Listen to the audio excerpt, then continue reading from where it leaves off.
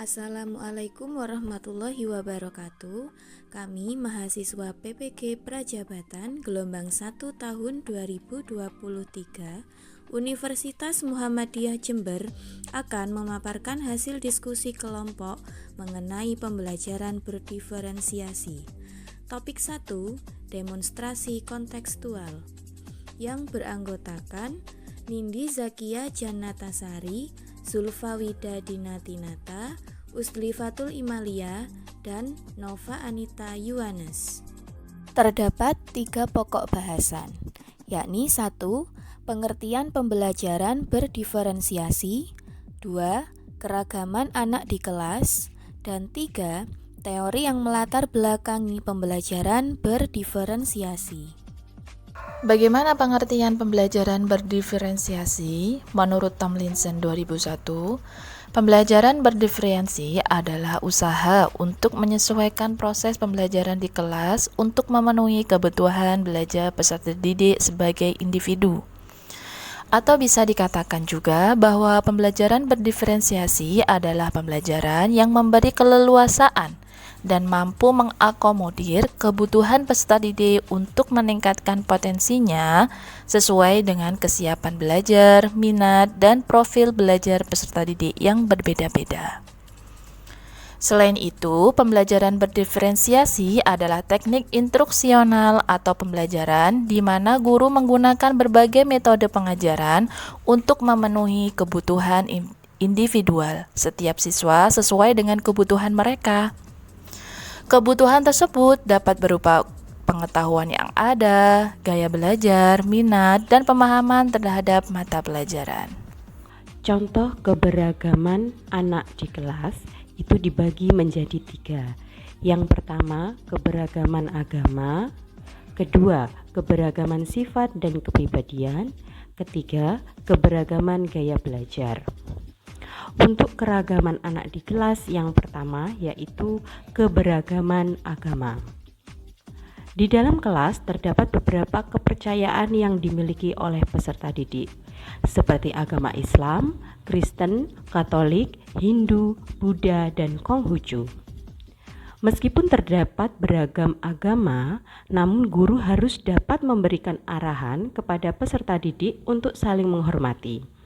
Selain itu, guru juga harus dapat menyesuaikan proses pembelajaran dengan mengajari agama sesuai dengan mayoritas peserta didik. Yang kedua, keberagaman sifat atau kepribadian. Setiap individu pasti memiliki sifat atau kepribadian yang berbeda dengan individu lain, di mana adanya kepribadian peserta didik yang cenderung pendiam, adapun kepribadian peserta didik yang aktif.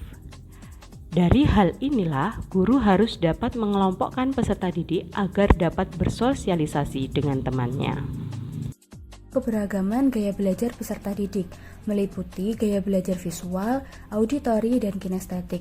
Untuk gaya belajar visual, peserta didik dengan gaya belajar ini akan menerima informasi lebih mudah melalui gambar. Otak akan memproses informasi visual dengan sangat efisien, jauh lebih mudah untuk mengingat gambar yang jelas seperti foto daripada mengingat apa yang dikatakan atau ditulis seseorang. Yang kedua yaitu gaya belajar auditori. Peserta didik dengan gaya belajar auditori lebih mudah menerima informasi melalui indera pendengaran mereka. Peserta didik dengan gaya belajar ini biasanya sering mengajukan pertanyaan dan juga menggunakan diskusi untuk mengklarifikasi atau menyerap materi. Yang ketiga yaitu gaya belajar kinestetik.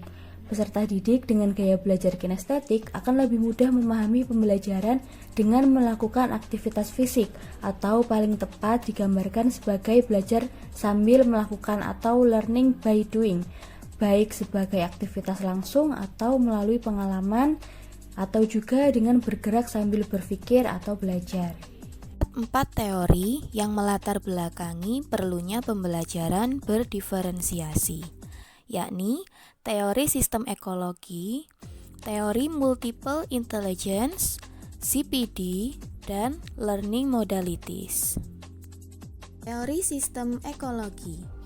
Uri Brunverbener merupakan ahli yang mengemukakan teori sistem mengenai ekologi yang menjelaskan perkembangan individu dalam interaksinya dengan lingkungan di luar dirinya yang terus-menerus mempengaruhi segala aspek perkembangan.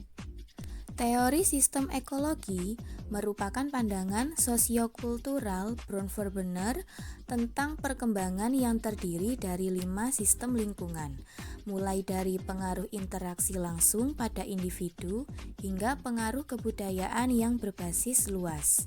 Kelima sistem ekologi tersebut adalah mikrosistem, mesosistem, ekosistem, makrosistem, dan kronosistem. Teori Multiple Intelligence. Teori ini dicetuskan dan dikembangkan oleh Howard Gardner pada tahun 1993, yaitu seorang psikolog perkembangan dan profesor pendidikan dari Graduate School of Education, Harvard University, Amerika Serikat. Gardner mendefinisikan intelijensi sebagai kemampuan untuk memecahkan persoalan dan menghasilkan produk dalam suatu setting yang bermacam-macam dan dalam situasi yang nyata. Teori selanjutnya yakni teori ZPD atau Zone of Proximal Development. Menurut Lev Vygotsky, teori ZPD ini dibagi menjadi 2 jenis perkembangan, yakni perkembangan aktual dan perkembangan potensial.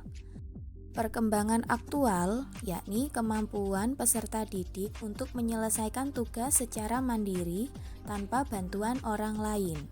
Sedangkan perkembangan potensial merupakan kompetensi peserta didik yang dapat tercapai dengan bantuan orang lain. Dapat dilihat pada gambar, di antara perkembangan aktual dan perkembangan potensial terdapat jarak yang dikenal dengan ZPD atau Zone of Proximal Development. Teori selanjutnya yakni Learning Modalities atau biasa dikenal dengan VAK yang terdiri dari modalitis visual, modalitis auditory, dan modalitis kinestetik. Ketiga modalitas belajar di atas tidak secara baku bahwa siswa hanya menggunakan satu modalitas belajar saja. Sekian pemaparan dari kelompok kami. Terima kasih. Wassalamualaikum warahmatullahi wabarakatuh.